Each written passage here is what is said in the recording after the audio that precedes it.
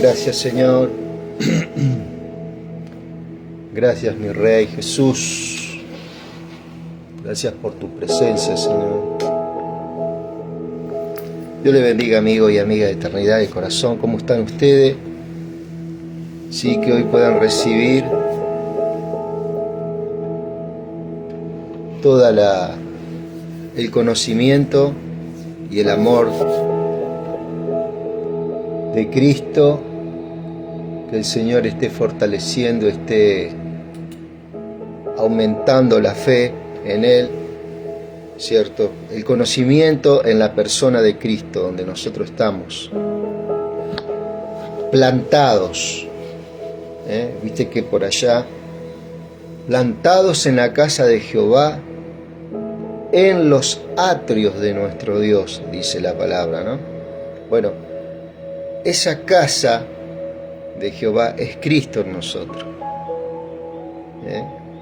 Esa casa es Cristo, que empieza, ¿cierto?, en los evangelios como la roca, como el fundamento de esa casa.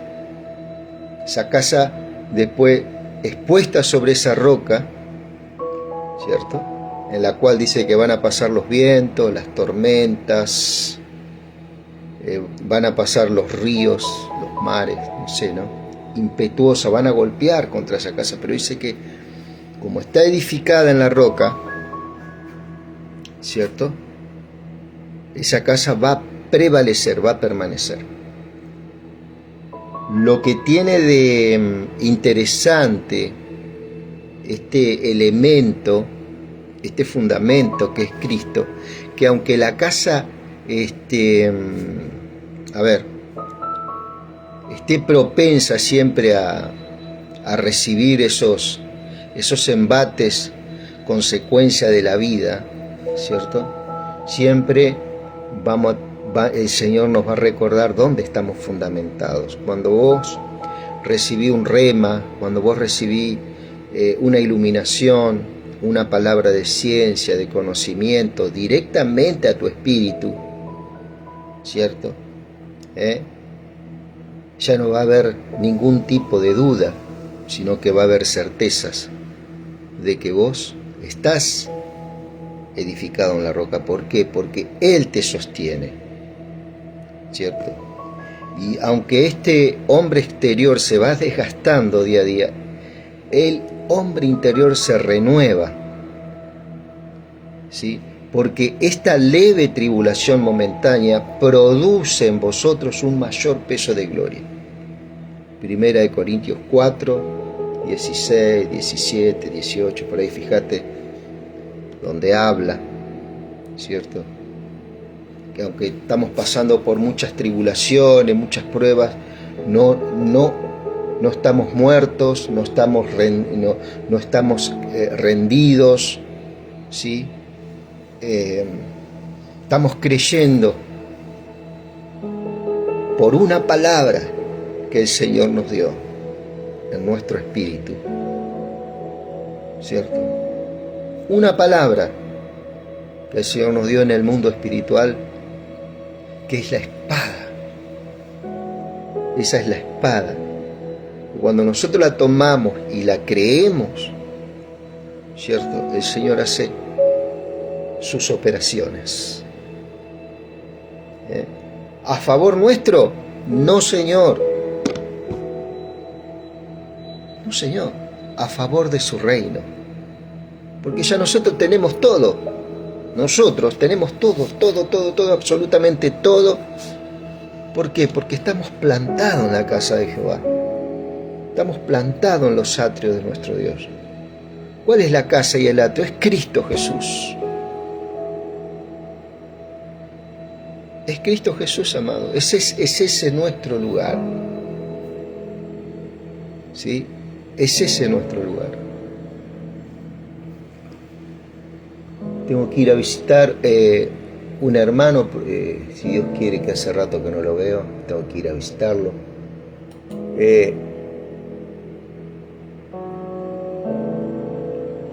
Estamos leyendo, amado, el libro de Ezequiel. libro de Ezequiel, también estábamos viendo algunas señales que Dios da a sus profetas, ¿cierto?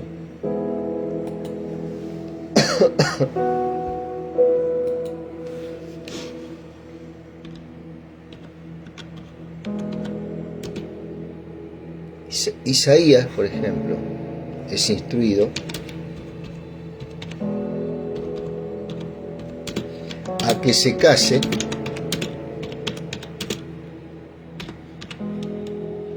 al igual que Oseas. Esto es muy gloria a Dios.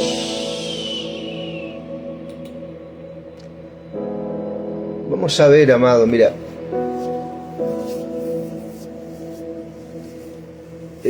Isaías, por ejemplo, fue instruido a casarse con una profetisa,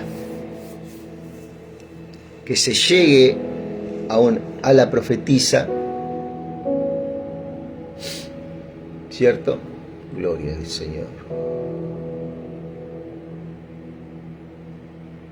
Y adoramos, Jesús.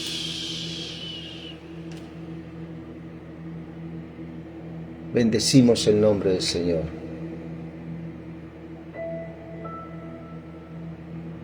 Damos gracias al Rey.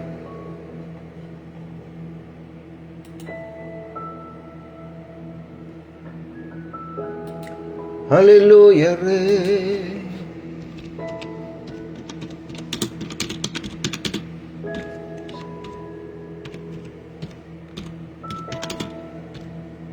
Tendrás un hijo. Y a estos hijos le fue ordenado que le pongan nombres.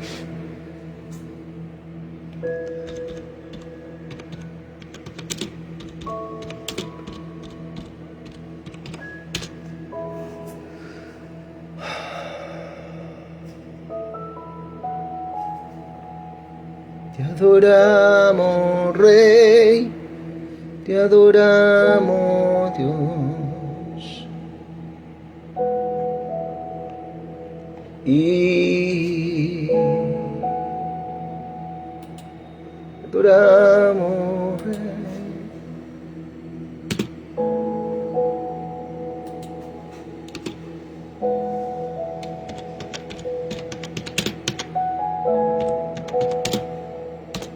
A ver si me aparece, Señor. Si no, vamos a tener que buscar. Hay un segundo. Vamos a buscarlo en nuestras Biblias. Estamos viendo la orden que le da Dios a distintos profetas. Acá vamos a descubrir algo. La gloria para el Señor. Vamos a leer Isaías. Te adoramos, Rey. Isaías, vamos a ver Ezequiel 24. En Ezequiel 24 Dios le dice a Ezequiel que le va a sacar lo que más ama, ¿sí? Y estamos viendo también una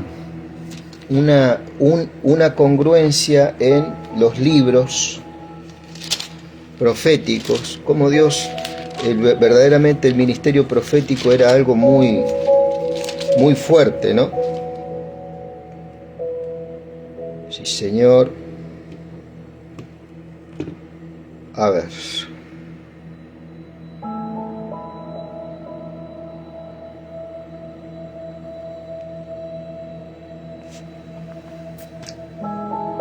Tenemos un poquito de paciencia porque ahí estamos viendo unas cosas. Gracias, Señor. Que van a tomar forma.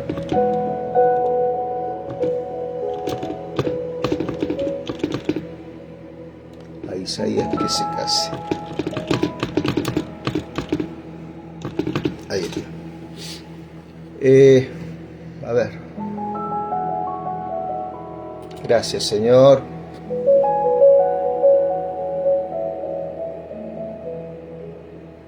Gracias, Señor.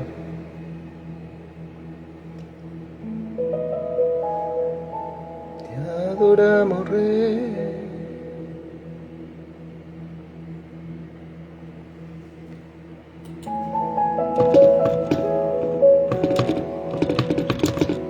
Creo que era Isaías.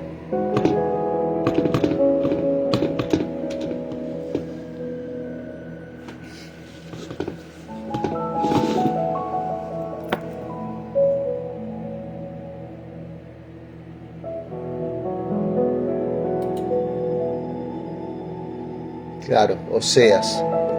Dios le ordena a Oseas, claro, que se case con la prostituta. Directamente Dios le ordena a Oseas que se case con una prostituta. ¿Cierto? Impresionante esta orden que le da el Señor a Oseas, ¿verdad? Que se case con una prostituta. ¿Cómo puede ser que Dios mande a un hombre de Dios a que se case con una prostituta? Bueno, Dios le ordena a Oseas a que lo haga, y verdaderamente eso fue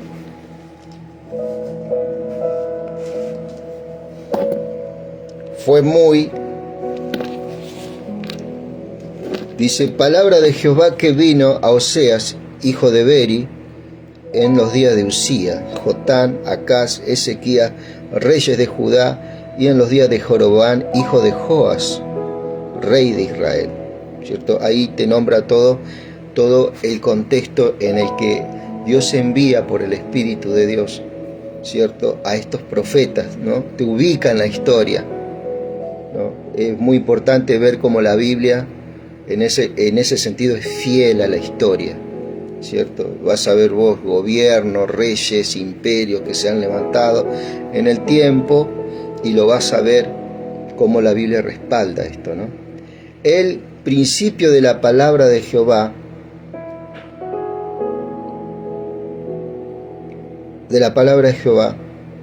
por medio de Oseas. Dios Jehová, dice, dijo Jehová a Oseas, ve y toma una mujer fornicaria, dice, e hijos de fornicación, porque la tierra fornica apartándose de Jehová. Fue y tomó a Gomer, hija de Diblaín, la cual concibió y dio a luz un hijo, y le dijo Jehová, ponle por nombre Jezreel, porque de aquí a poco yo castigaré a la casa de Jehú por causa de la sangre de Jezreel, y haré cesar el reino de la casa de Israel. ¿Cierto? Y aquel día, dice, quebraré yo el arco de Israel en el valle de Jezreel. Dice, concibió ella otra vez y dio a luz una hija, y le dijo, ponle el nombre de Lu-Ruana, porque no me compadeceré más de la casa de Israel, ¿cierto? De la casa de Israel, porque no me compadeceré más de la casa de Israel, sino que los quitaré del todo. Mas de la casa de Judá tendré misericordia, y los salvaré por Jehová su Dios. Y no los salvaré con arco ni espada, ni con batalla, ni con caballos, ni jinetes.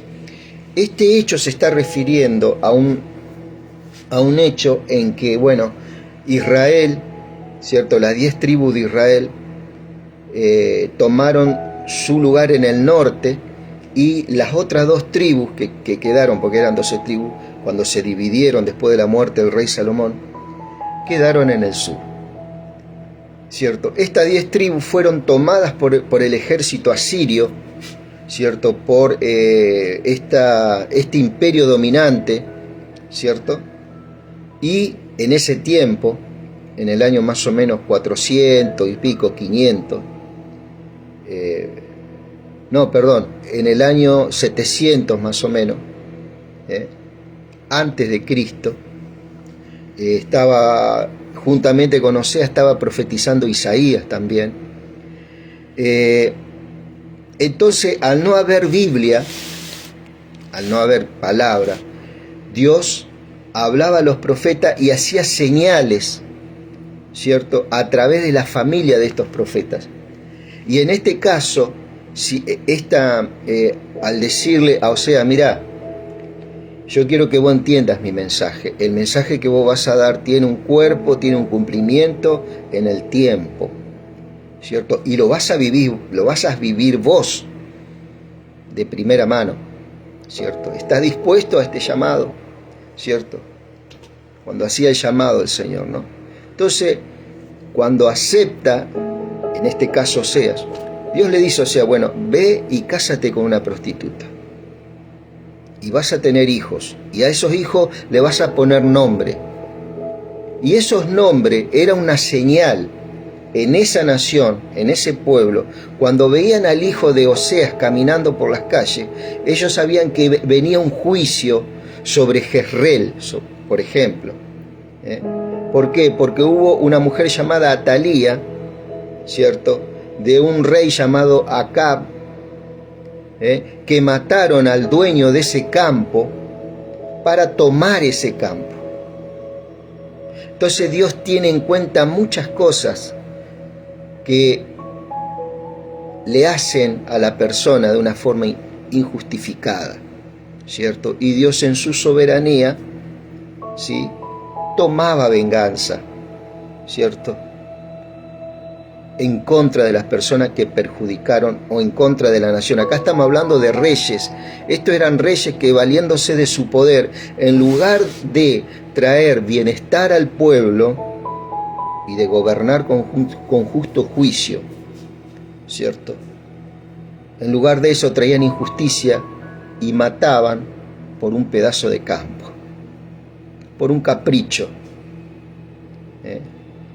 Acab tuvo un capricho, ¿cierto?, que le quería comprar el campo a Nabot, se llamaba el hombre, que tenía un hermoso campo en el valle de Jezreel, ahí en Israel, y al darle la negativa que no quería vender, ¿cierto?, se desanima, justo se encuentra con su mujer, que se llamaba Atalía, ¿cierto? No, perdón, Jezabel, ya me confundí, Jezabel, que tiene su historia en la Biblia. Y Jezabel le dice, pero ¿qué te pasa? A ver, ¿qué te pasa? No, que no me quieren vender, pero vos sos el rey, le dice. Ve y tómalo, y si no te lo da, ve y mátalo, y toma ese campo para vos. Y le hizo caso. Bueno, ese hecho quedó en la retina del Señor, ¿cierto? Entonces Dios, cuando levanta a Oseas, una de las cuentas y uno de los pleitos que tenía que solucionar y vengar era la sangre derramada de este hombre Nabot, ¿cierto?, por este rey. Por eso hay alguien que está por encima de todo, querido. Esto es lo que yo te quiero decir. Si estoy este tiempo acá, ¿cierto?, el cual le doy gracias a Dios, es para poder, para que vos identifique cómo Dios está comprometido con todos los hechos. Él tiene todo perfectamente en su tiempo, ¿cierto? Y toma venganza. Y este hijo que nace de Oseas, ¿cierto? He aquí Jehová dijo, ponle por nombre Jezreel, porque he aquí que yo castigaré a la casa de Jehú por causa de la sangre de Jezreel, y haré cesar el reino de la casa de Israel. O sea, por este hecho, ¿cierto?, que fue tan significativo para Dios, tomó esta prueba, ¿cierto?, tomó esta evidencia criminal en su momento para encerrar toda la rebelión de su pueblo contra él, ¿cierto? Y este Nabot que fue asesinado es una figura de Cristo clavado en la cruz del Calvario por amor al mundo. ¿Cierto? El Señor siempre viene hablando a través de estas figuras, ¿cierto?, de su Hijo, en el cual nosotros hoy atesoramos nuestras vidas, ¿cierto? Y como la Biblia es un libro sabio, un libro coherente, nos habla de estas cosas y su Espíritu Santo, ¿cierto?, nos anima, ¿cierto?, a creer en la persona de Dios y a confiar en este ser íntegro, ¿cierto?, que es el Padre, el Hijo y el Espíritu Santo, ¿sí? Dice, mas la casa de Judá tendré misericordia. Este es un hecho que ocurrió, querido amigo y amiga, que Israel, las 10 tribus, son llevadas cautivas. Pero Judá, la otra tribu, también los asirios, dice, bueno, a estos los comimos como un cordero y los llevamos, bueno, esto lo vamos a comer como pan, estos son más chicos, son 2 tribus. Así que bueno, el reino asirio con todo su armamento rodea y sitia Judá, ¿cierto? Pero el Señor, ¿qué hace? Hubo una oración. Ezequías ora en el atrio del templo y le dije, Señor, ten misericordia. Sálvanos, Señor. ¿Quién lo hace? Lo hace el rey. El rey estaba, ¿cierto?, con esa autoridad de orar directamente al Señor. Y el Señor, ¿qué hace? Envía un ángel en esa noche y mata a 185.000 soldados asirios. ¿Sí? Así que se tuvieron que ir de Judá. Y Dios le da 100 años más a Judá, ¿cierto? Pero Judá, en lugar de mirar ese ejemplo que tuvo de Dios, se volvió tras la idolatría, ¿cierto? Y acá podemos ver cómo estos profetas estaban tan metidos en el mensaje, era gente que era elegida y escogida de forma especial, porque Dios conocía sus corazones. Entonces Dios lo levantaba, y se casa con esta prostituta, se casa con... Y no hay problema en casarse, ¿cierto? Porque nosotros creemos que en el matrimonio las personas, ¿cierto?, en Dios pueden llegar a cambiar. ¿Por qué no? ¿Cierto? Y uno no es quien para juzgar la condición de otra persona, ¿cierto? Aunque muchas veces sí lo hacemos, pero ya con el conocimiento de Dios sabemos que esa persona, así como Dios nos perdonó a nosotros, yo tal vez no tengo la misma condición que esta prostituta, pero por ahí podrías haber sido un abusador, ¿cierto? Entonces yo no puedo mirar la condición, porque sé que Dios es poderoso para cambiar y levantar a esa persona, ¿cierto? Entonces, pero en ese tiempo la prostituta se veía en el pueblo de Israel, se lo veía de una forma mal. Generalmente los líderes judíos veían mal a una prostituta, a un enfermo de lepra, a los pobres, lo veían como ciudadanos totalmente de cuarta o de segunda, ¿cierto? Entonces estaban muy estigmatizados. Dios le manda a Oseas a que se case con un tipo de persona que él creía que era una persona de segunda o de cuarta, ¿cierto? Entonces también Dios ahí habla a qué viene a este mundo. Viene a restaurar, viene a hacer nuevo lo que se había perdido, ¿cierto? Y aunque el hombre y la mujer, ¿cierto?, se perdieron, nunca dejaron de tener el valor para Dios que siempre tuvieron, ¿sí? El hombre y la mujer puede estar perdido, pero el valor del hombre nunca se perdió para Dios, nunca. Está intacto. Por eso hizo lo que hizo Jesucristo. en la cruz del Calvario, para entender un poco el pensamiento de Dios. Y dice que él le manda esto a Oseas. Vamos a ver qué pasó con Ezequiel. Vamos a ver qué pasó con Ezequiel. Para hablar, mirad, tenemos para hablar muchas cosas, pero por una causa del tiempo también uno no puede. Dice, vino a mí palabra de Jehová, dice Ezequiel 24, en el año 9, en el mes 10, de los 10 días del mes, diciendo. Y hay otra versión, por ejemplo la Nueva Traducción Viviente, el 15 de enero, durante el 9º año de la cautividad del rey Joaquín, recibí este mensaje del Señor. Esta versión está muy buena, la Nueva Traducción Viviente, porque te da la fecha según nuestro calendario. Entonces hay versiones que son más apropiadas por ahí para entender un poquito más. Son todas las versiones buenas, excelentes. Pero por ejemplo, esta Nueva Traducción Viviente te da el 15 de enero, por ejemplo, ¿no? Y acá te dice, en la Reina Valera, dice, vino a mí palabra de Jehová en el año 9, en el mes 10. El mes 10 hebreo es el primer mes para nosotros, ¿sí? Aún te da, por ejemplo, la Nueva Traducción Viviente en el Génesis, te da las medidas del arca en metros, ¿sí? Es muy interesante. Y es muy ameno poder ojear de una manera especial. Vuelvo a repetir, como siempre digo, yo no estoy hablando de ninguna religión acá, ¿sí? Amo, ¿cierto?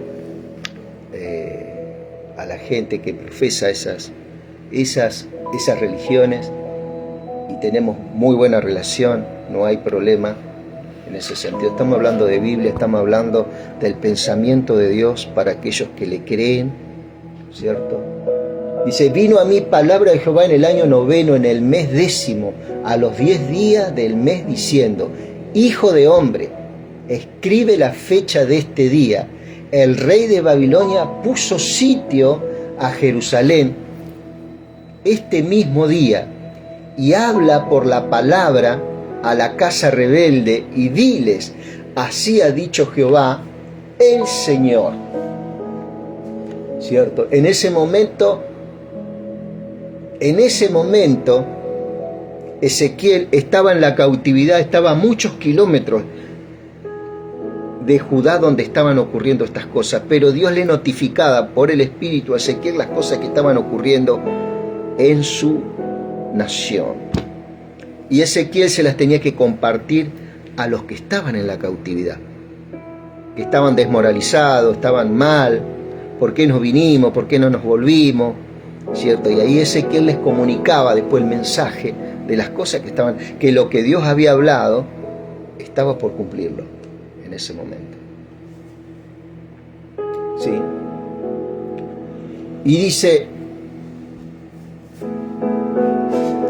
y habla por parábola a la casa rebelde y dile, así ha dicho Jehová el Señor, pon una olla y ponla y echa también en ella agua. O sea, al no tener Biblia, texto ahí en ese momento Ezequiel, Dios le dice, bueno, a ver, vamos a hacer una alegoría, una figura. Poné una olla, pedile la olla, no sé, a tu señora, ponela en el fuego, echale agua, junta sus piezas de carne en ella, todas buenas piezas, pierna, espalda, llénala de huesos escogidos. Ahí está hablando, ¿cierto?, de huesos escogidos.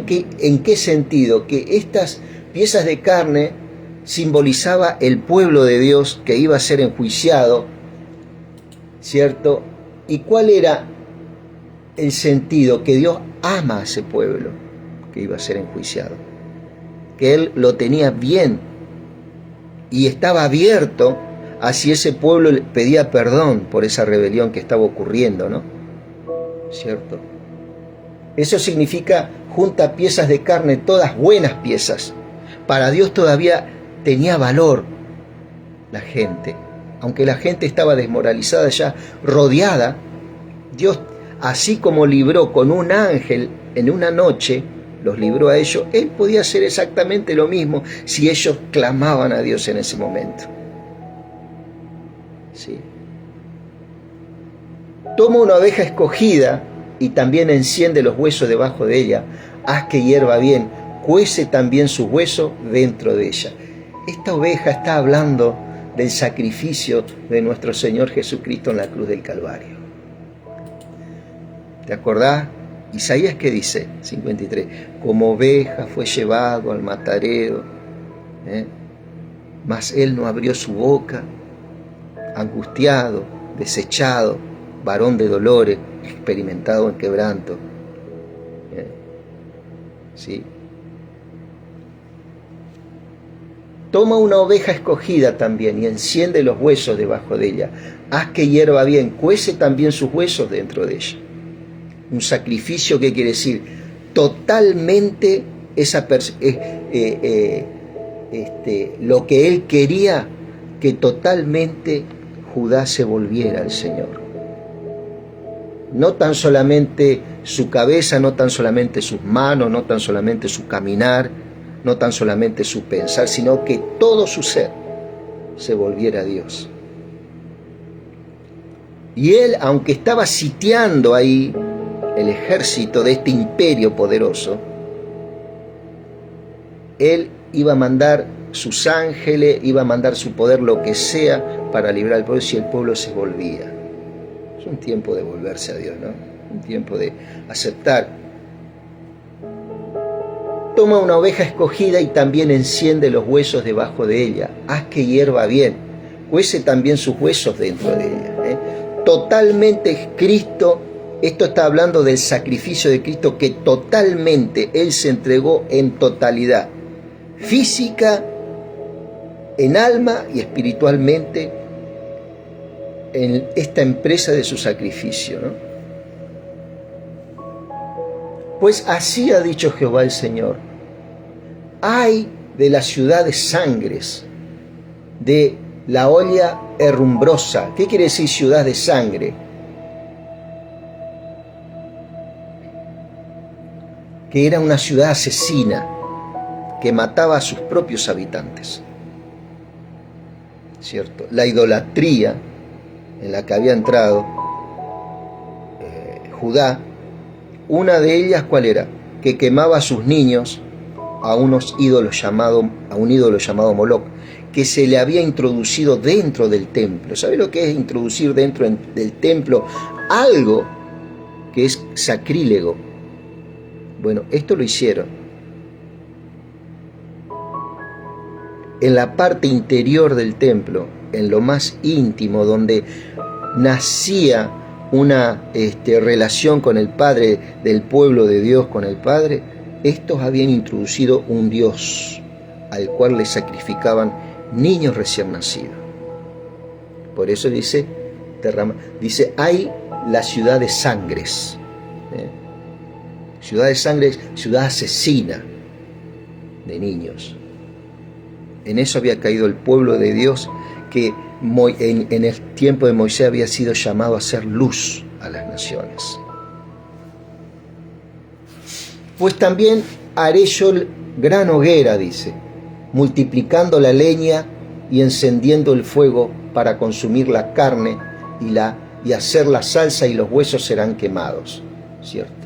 Esto, amado, está hablando de que Dios también iba a exterminar por fuego a su pueblo Judá.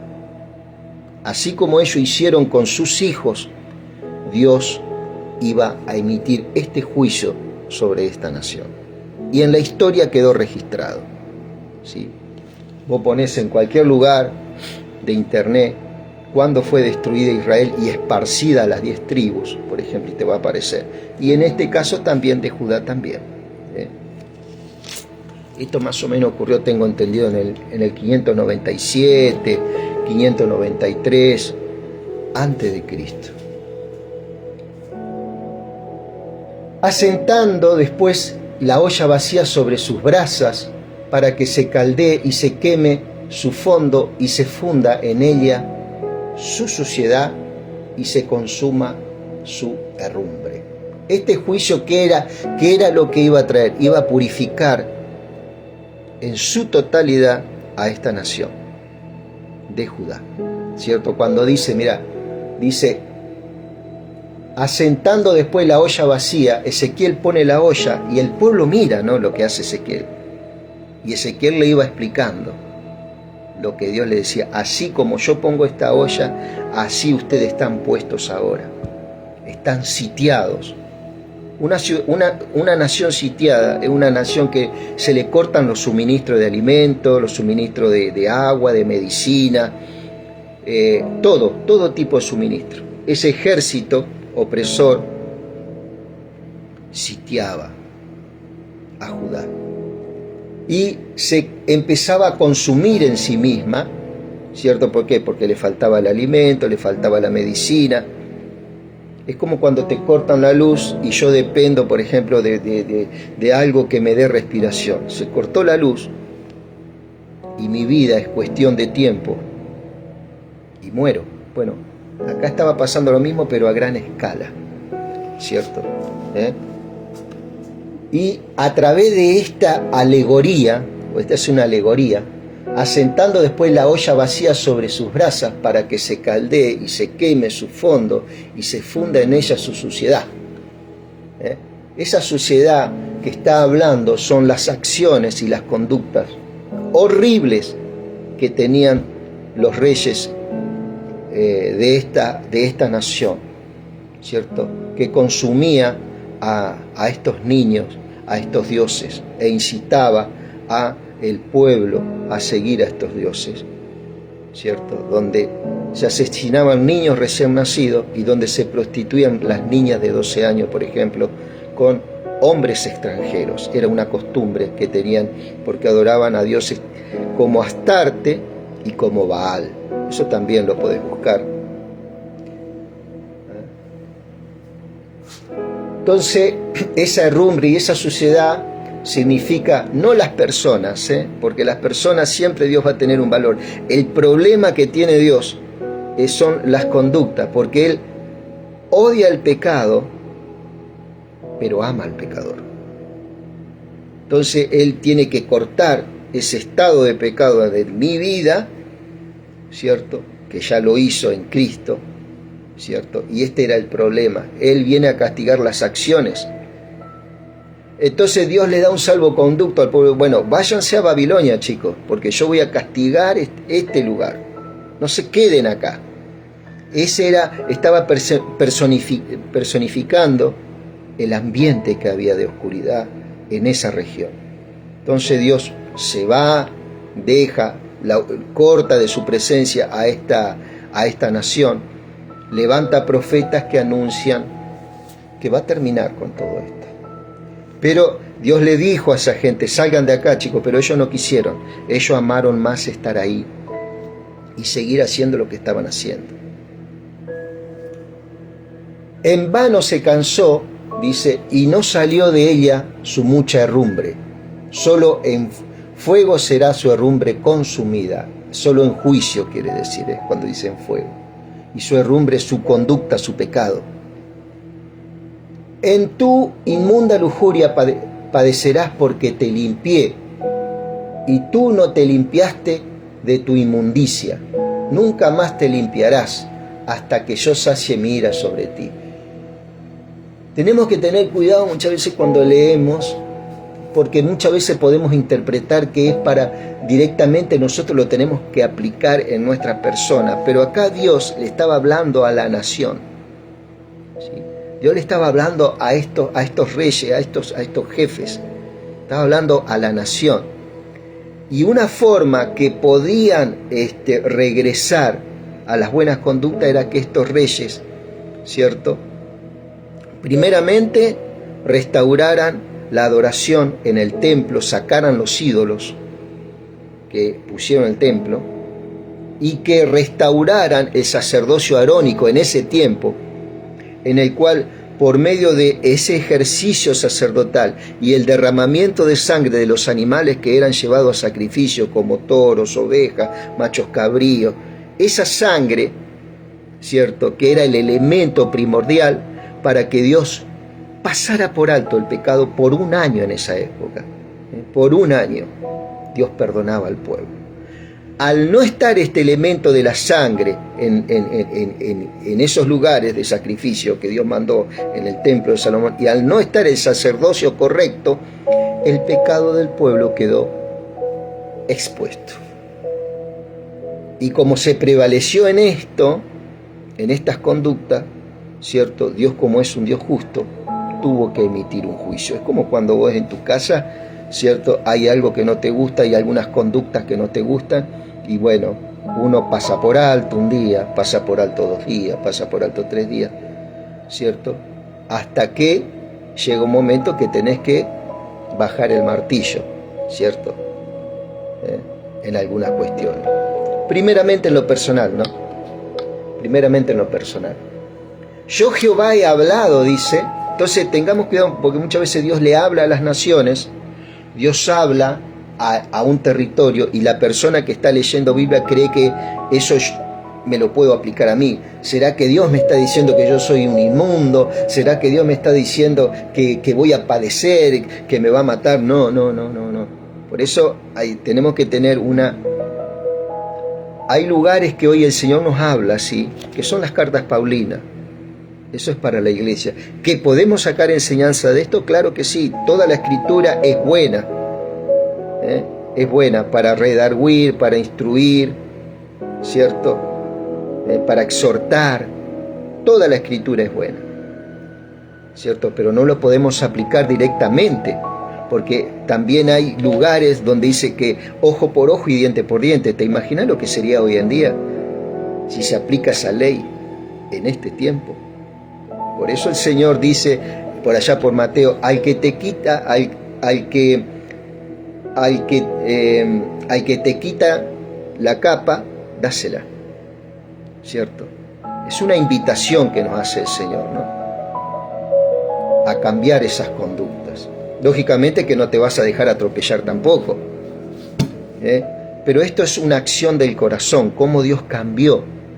Así como Dios cambió con nosotros, mandando a su Hijo en lugar de castigarnos y emitir todo su juicio sobre el cuerpo de Él, para que no ocurriera sobre vos y sobre mí, ¿cierto? Así nosotros también, Dios nos anima a tener un corazón redentivo en estas cuestiones personales, que no es fácil, No es como vos apretás el enter de la computadora y está ahí, no, esto lleva tiempo, ¿sí? Pero eso es una obra que la hace el Espíritu. Por eso dice que Él es el autor y el consumador de la fe en nosotros, ¿cierto?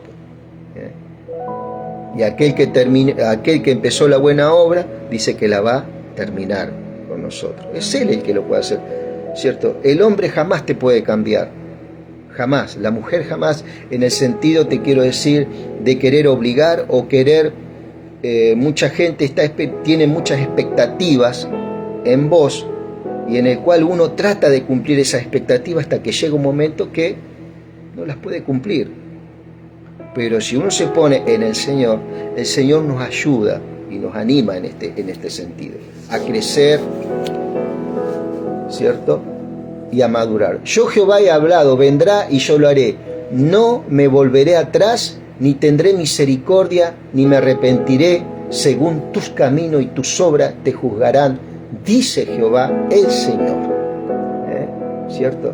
En ese tiempo, ¿cierto? Según lo que se había sembrado, Dios emitía un juicio si no había un sacrificio que redima eso.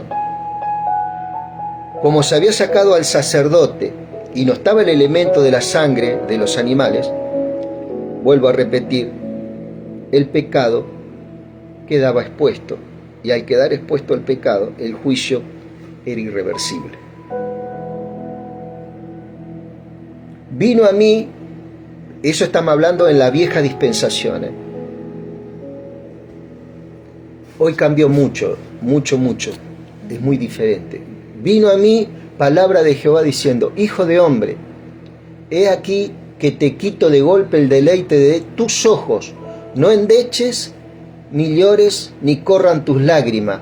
Reprime el suspirar, no hagas luto de mortuorios, ata tu turbante sobre ti y pon tu zapato en tus pies, y no te cubras con rebozo ni comas pan de enlutado.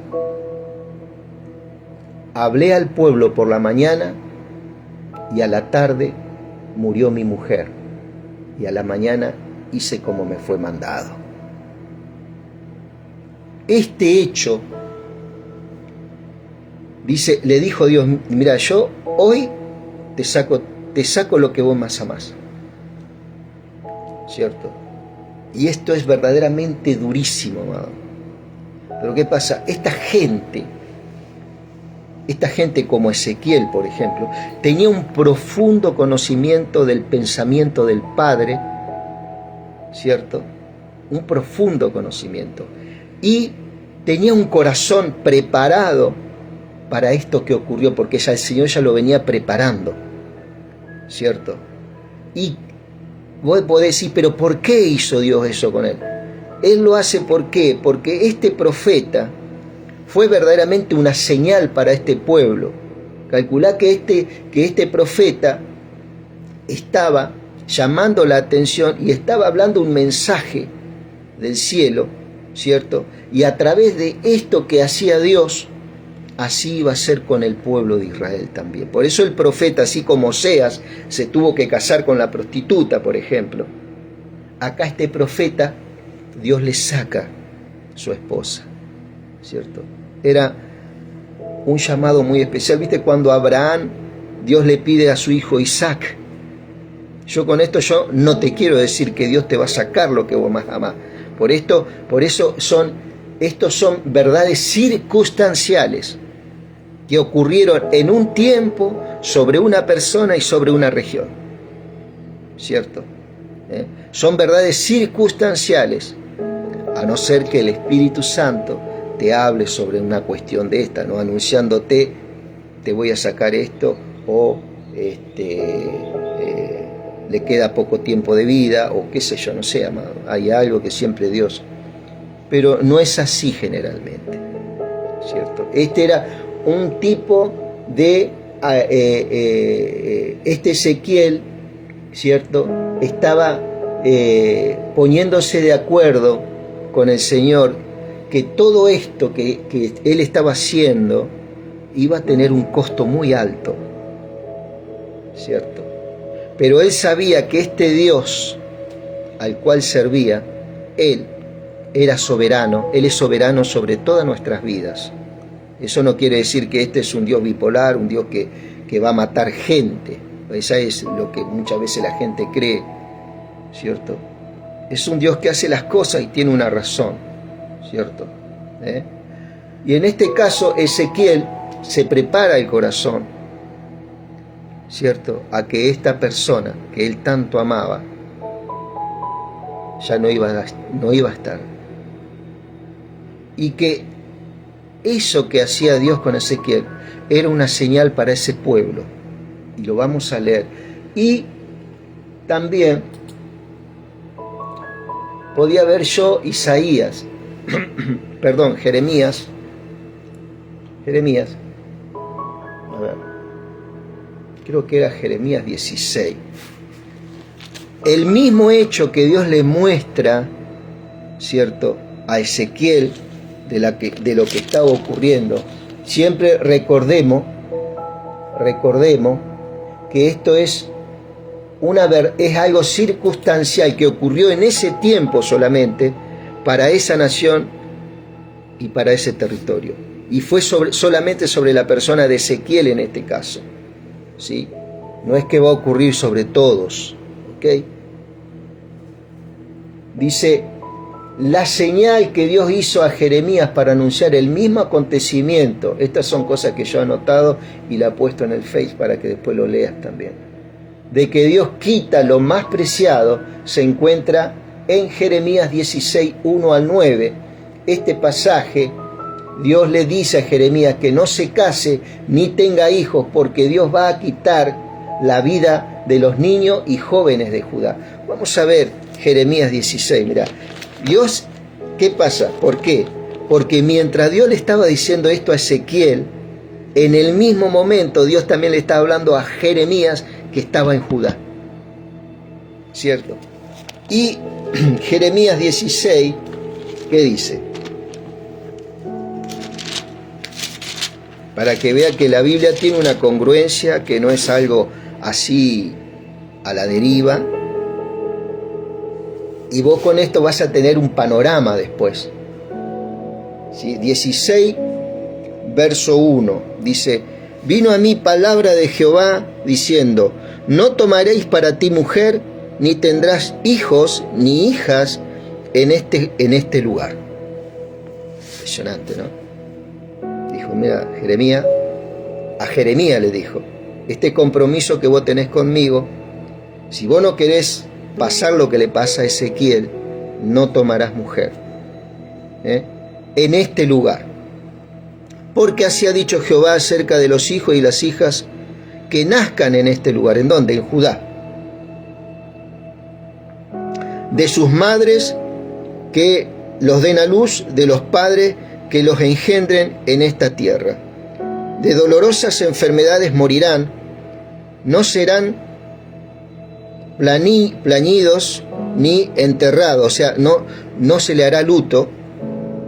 Serán como estiércol sobre la faz de la tierra, con espada y con hambre serán consumidos, y sus cuerpos servirán de comida a las aves del cielo y a las bestias de la tierra, porque así ha dicho Jehová, no entres en casa de luto, ni vayáis a lamentar, ni los consueles, porque yo he quitado mi paz de este pueblo, dice Jehová, mi misericordia y mis piedades. Morirán en esta tierra grandes y pequeños, y no se enterrarán, y no se plañirán, o sea, no se les dará luto, ni se rasgarán, ni se raerán los cabellos, ¿cierto?, por ellos. Y bueno, dice que no se hará lamento, y Dios le manda a Ezequiel a que no haga luto por su esposa.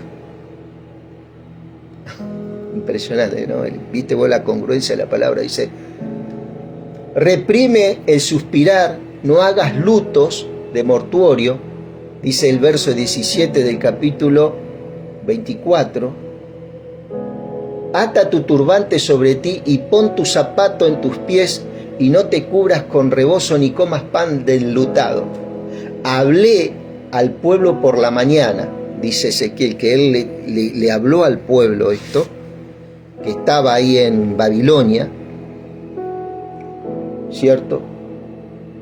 Y a la tarde murió mi mujer, y a la mañana hice como me fue mandado. Tremendo, amado, qué tremendo, qué impresionante esto, la verdad. Pero te vuelvo a repetir, esto fue algo circunstancial y personal para Ezequiel, y para Jeremías, y para Oseas, el caso que leímos, ¿cierto? Porque ellos iban a ser señal, ¿cierto?, a ese pueblo, de que Dios estaba actuando, ¿cierto? Y que Dios tiene en sus manos nuestra vida, nuestra muerte, ¿cierto? Que no tenemos que temer, ¿cierto? Y eso, decirlo es una cosa, ¿no? Y yo les dije, la palabra de Jehová vino a mí. Mira, el 19 dice, y me dijo el pueblo, ¿no nos enseñarás qué significa para nosotros estas cosas que haces? Al no haber palabra, Dios usaba al profeta y usaba a la familia del profeta para hablar y dar un mensaje al pueblo.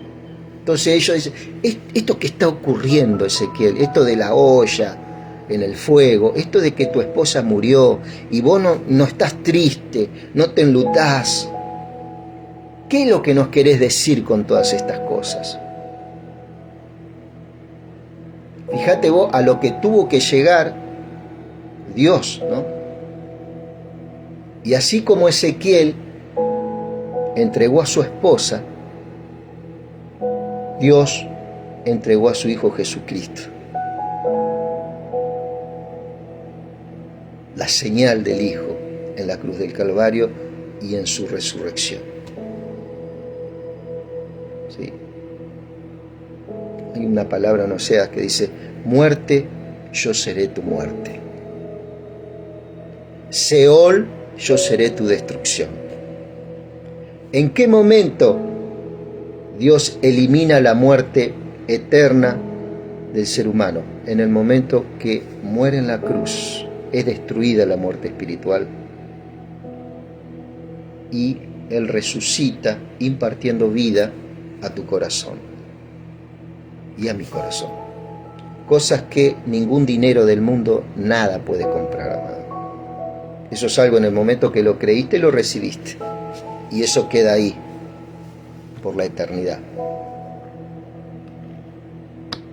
Y yo le dije, la palabra de Jehová vino a mí diciendo, di a la casa de Israel, así ha dicho el Señor, he aquí, yo profano mi santuario, la gloria de vuestro poderío, el deseo de vuestros ojos y el deleite de vuestra alma, vuestros hijos y vuestras hijas que dejasteis caerán a espada.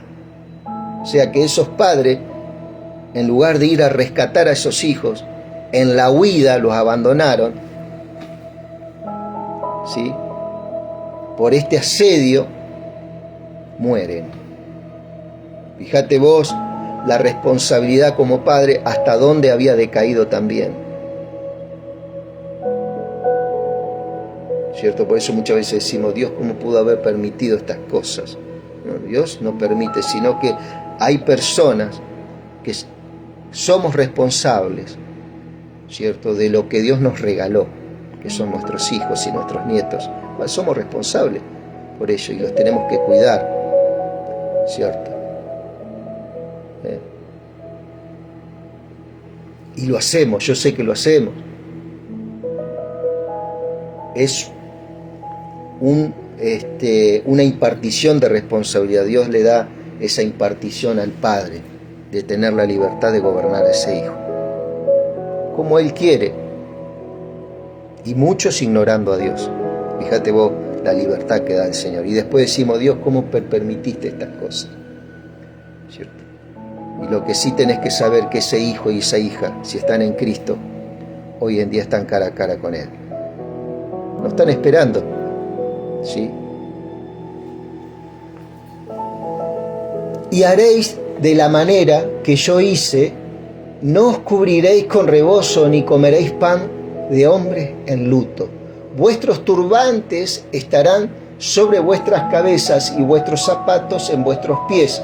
No endecharéis ni lloraréis, sino que os consumiréis a causa de vuestras maldades y gimiréis unos con otros. O sea, era muy común que se sacaran el turbante, que se sacaran los zapatos, ¿cierto? Que hicieran lloro en el momento que alguien moría, ¿no? Se ve que esta cultura hebrea contemplaba esas cosas. Ezequiel, pues, os será por señal, según todas las cosas que él hizo haréis. Cuando esto ocurra, entonces sabréis que yo soy Jehová el Señor. ¿Qué quiere decir cuando dice yo y ustedes sabrán que yo soy Jehová? Quiere decir que él cumple su palabra, ¿cierto? ¿Y cuál era la señal de Ezequiel? Que a Ezequiel le sacaron lo más hermoso que tenía, que era su esposa. Y de esa forma, al no tener texto bíblico el pueblo en ese tiempo como tenemos nosotros,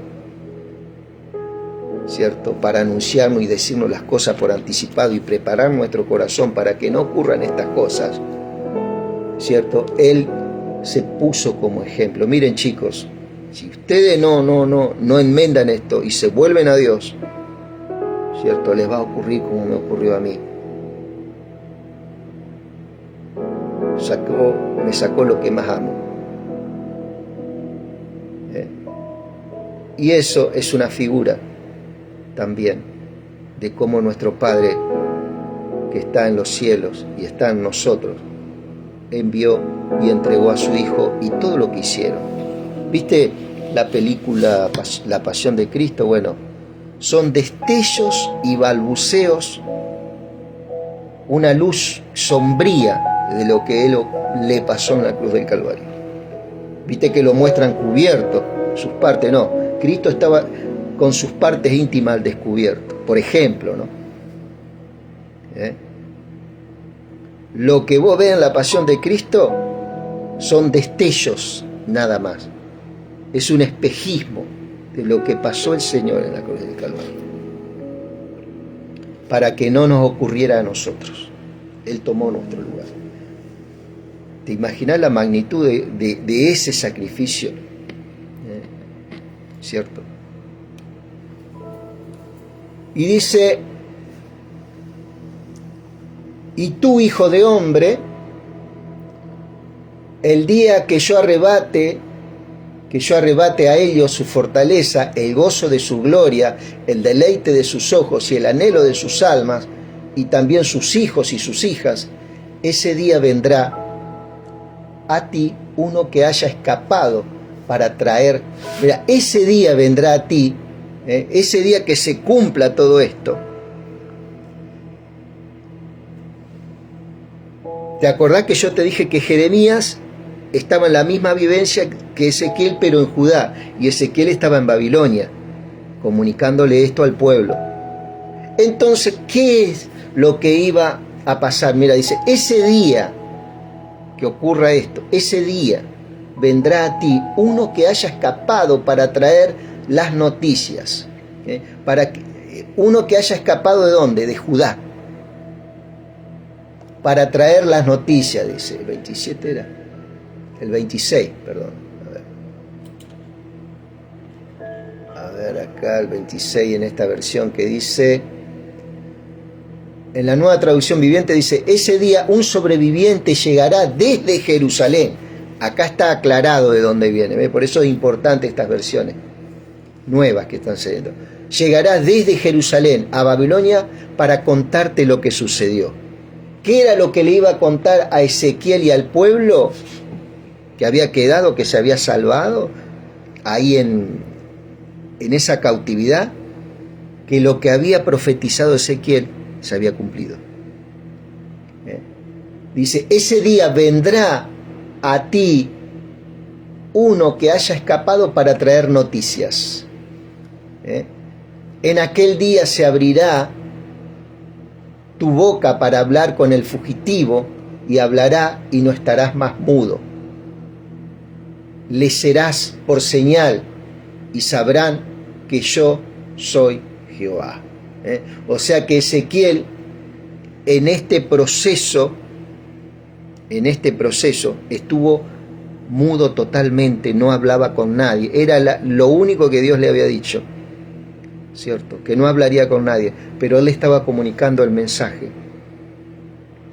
a Ezequiel de lo que iba a ocurrir con esta nación, ¿sí? Que le iba a sacar lo más preciado, lo más hermoso, ¿cierto? Gloria a Dios. Impresionante, ¿no? La fidelidad de Dios es grande en este sentido. Y vos podrás decir: pero Dios tuvo que haber esperado más tiempo. Dios estuvo esperando durante cientos y cientos de años. Si Dios no hacía esta obra en Judá, la nación de Judá iba a desaparecer como nación, porque estaba siendo absorbida en sus conciencias y culturalmente por otras naciones, a tal punto que habían introducido dioses horribles dentro del templo, ¿cierto? Y estaban matando a sus propios hijos, a la generación que tenía que venir, estaban siendo asesinados a estos dioses amados. Por eso ahí se cumple lo que dice Génesis 3:15. He aquí que yo pondré enemistad entre la simiente de la mujer y la simiente de la serpiente. ¿Qué estaba haciendo? Las tinieblas a través de estos dioses estaba asesinando los primogénitos, los primeros brotes, esos jóvenes. Y con el tiempo se iba intensificando más. Entonces Dios tuvo que intervenir y enviar al pueblo al exilio a Babilonia, parte del pueblo, y muchos se quedaron ahí porque quisieron. Dios le manda, en Isaías 29 habla de esto, que Dios le ordena a todo Judá que se vaya, que él iba a destruir ese lugar. Pero muchos se quedaron. desobedecieron, no tuvieron fe en esta palabra, ¿cierto?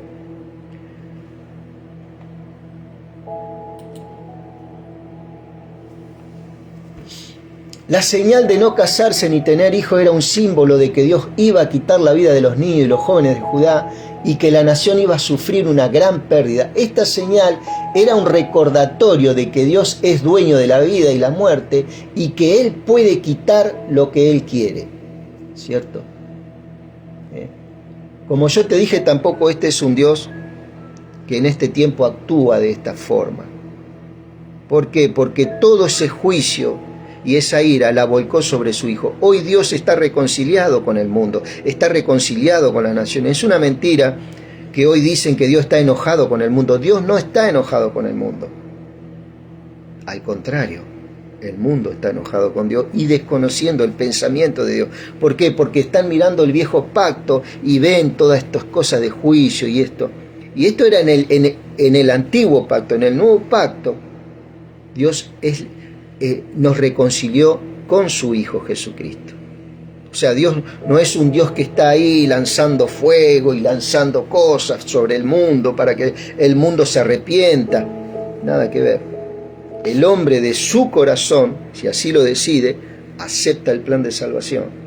Y Cristo ahí toma su lugar. ¿Cierto? Para explicar un poquito el sistema que tiene Dios hoy en día. ¿Sí? Hay algunos hechos puntuales, puede haber, como pasó con Ananías y Zafira en Hechos 5,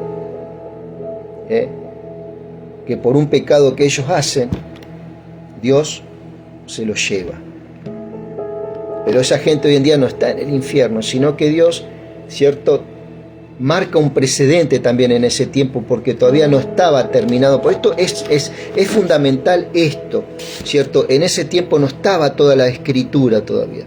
Entonces Dios marcaba un precedente a través de esto para que la gente verdaderamente tomara un valor a lo que Dios estaba haciendo. Y Dios se lleva a Ananías y a Zafira, ¿cierto? Pero Dios no es un Dios que está mandando fuego, que está mandando, como hoy en día se levantan hombres, mujeres, que no tienen conocimiento de la Biblia en algunas cuestiones. ¿En qué sentido? Fíjate vos lo que habla, ayer lo hablábamos, o antes de ayer, Lucas capítulo 9. A ver, ¿dónde está esto, Señor? Creo que es Lucas capítulo 9.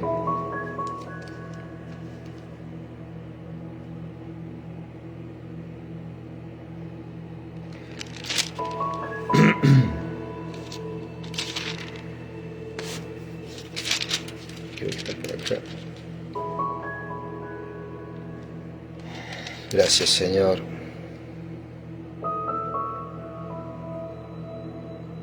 Verso 52, creo que. Dice: y envió mensajeros delante de él para ver un poco el pensamiento de Dios. ¿Cómo piensa hoy Dios? Mirá, fíjate.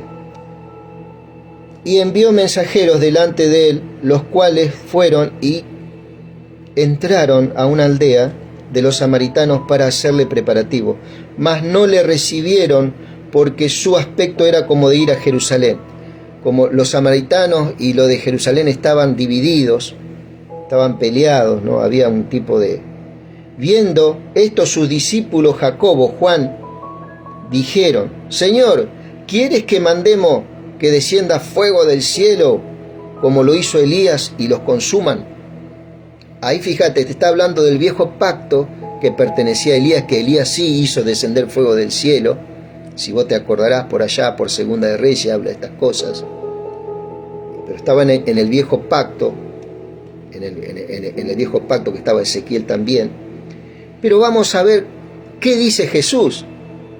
Vamos a ver qué dice el Hijo de Dios, que murió por vos y por mí en la cruz del Calvario. Vamos a ver si Dios no cambió su forma de pensar. Viste que muchos dicen, sí, porque Dios no cambia, no es hombre para que se arrepienta. No, lógicamente que Dios no se arrepiente, pero cambió su forma de operar después de la cruz del Calvario. Veamos acá.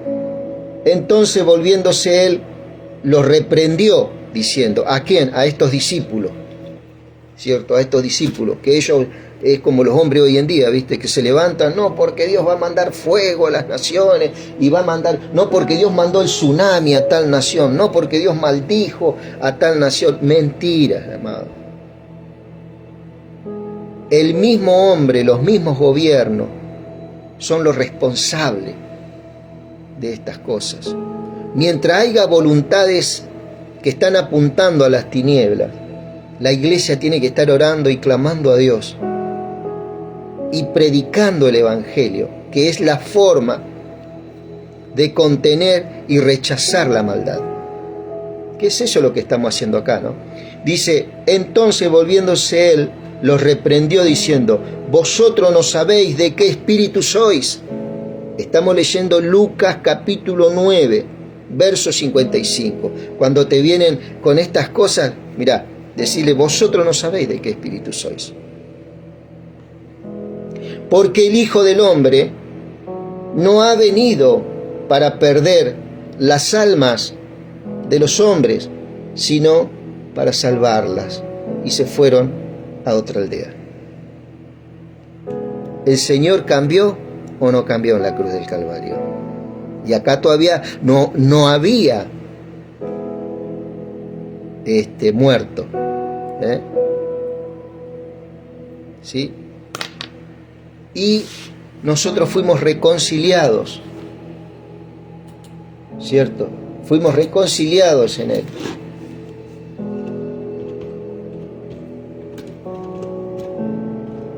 Vamos a ver esto y terminamos.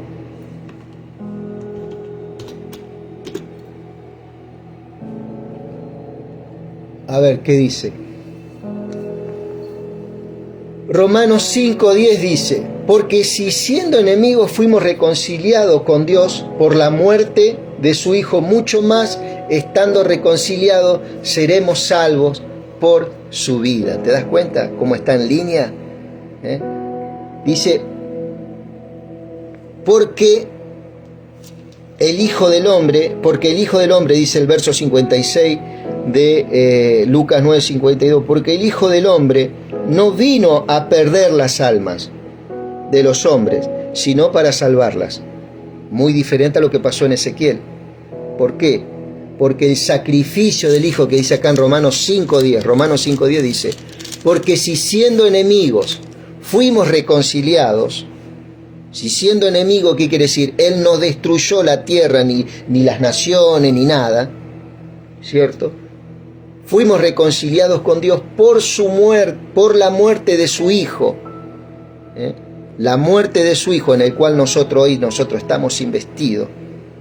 Cuando Dios ve nuestra vida, ve a su Hijo Jesucristo. Él ve una sola persona, Él ve.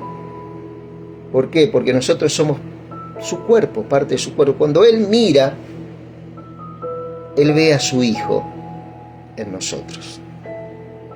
¿Te das cuenta? ¿Te das cuenta? Es una cosa como decirte cuando vos ves una persona que se parece a alguien que vos amaste, ¿no?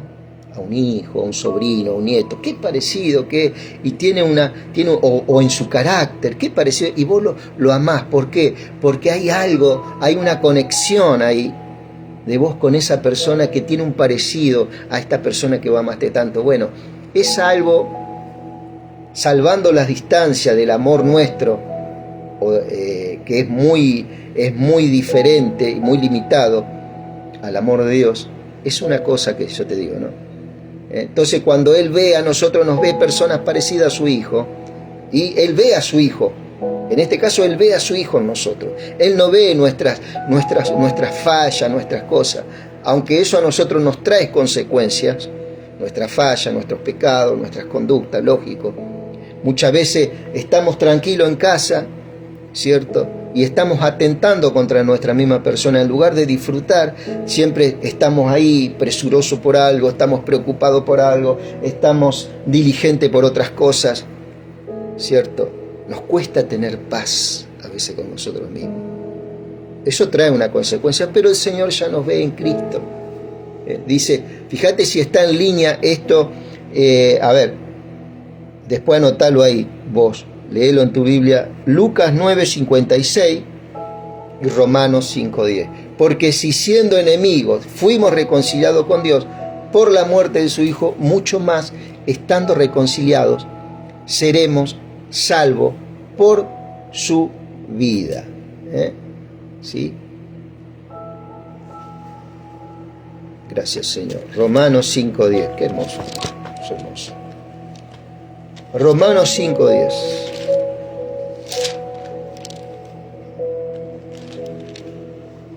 Dice: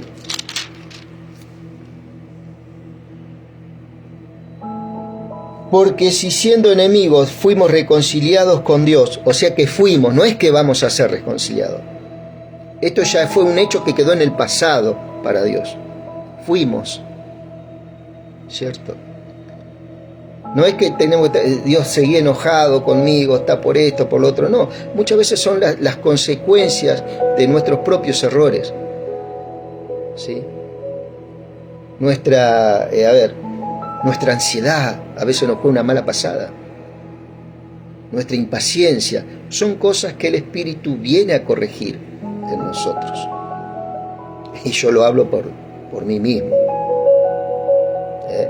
No estamos con la aureola acá, ¿cierto? Siempre preocupados, siempre demandándonos cosas, tratando de cumplir las expectativas de otros, ¿no? Hoy se da mucho en los jóvenes esto. Y hay muchos que aún se quitan la vida. Dice, porque no conocen esto. No conocen que Dios no está enojado. Que Dios está reconciliado, está en paz con el mundo. Ese Dios que enojado, ese Dios que está lejos, ¿viste? Una cosa que te muestran un Dios que está lejos, ¿viste? Que tenés que pedirle a fulano, a sultano, a perengano para llegar a mentiras, amado. Esto no lo dice la Biblia, no está. Porque si siendo enemigos fuimos reconciliados con Dios por la muerte de su Hijo, muchos más, estando reconciliados, seremos salvos por su vida. Esto es un sí y es un amén. Esto no tenemos que estar esperando a ver que Dios nos salve. No, Dios ya nos salvó. Dios se reconcilió, ya está. Para Dios es pasado esto, ya está. Y no solo esto, él dice el 11, sino que también nos gloriamos en Dios por el Señor Jesucristo, por quien hemos recibido ahora la reconciliación. O sea, eso es algo que ya está. Es una herencia que ya está. Fuimos reconciliados con Cristo. Ahora, ¿qué pasa? El mundo fue reconciliado, ya está. Ahora el mundo se tiene que reconciliar con Dios. Ahora yo me tengo que reconciliar con Él. Ahí está el problema. ¿Cómo puede ser? Si vos me decís que Dios se reconcilió conmigo, ¿cómo puede ser esto? Bueno, ahora te toca a vos reconciliarte con Él. Y esa es la parte más dura. Porque ahí se rompen muchos criterios de pensamiento en nosotros, ¿cierto? Y viene un cambio de pensar. El arrepentimiento no es unas lágrimas dentro de una iglesia. El arrepentimiento es un cambio de pensamiento, ¿cierto? Que viene por conocer el mensaje del Evangelio. Querido amigo, hasta acá hemos llegado. Seguramente vamos a seguir con el libro de Ezequiel. Muchas veces me quiero meter en estas cartas porque acá está mucho más claro el mensaje. Pero bueno, el Señor ha determinado que sigamos con este libro de Ezequiel, ¿sí? Así que, amado, que Dios bendiga, gracias por estar ahí. Dios bendiga tu profesión, Dios bendiga tu familia, tus hijos. Y bueno, cree este mensaje. Cree este mensaje. ¿Sí? Cree el mensaje, no el mensaje mío. Cree el mensaje del Señor. ¿Cierto? Lo tenés. Vos tenés una Biblia en tu casa, escudriñala, estudiala, léela junto con tu esposo, no sé. Ahí nosotros lo hacemos medianamente acá en casa, no es que somos súper espirituales como mucho, ¿no? Está hecha para gente sencilla como nosotros. Que Dios te bendiga.